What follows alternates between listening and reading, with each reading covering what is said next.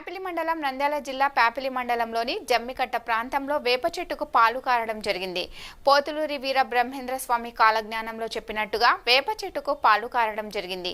ఈ వింతను చూడడానికి ప్రజలు వేలాదిగా తరలివస్తున్నారు.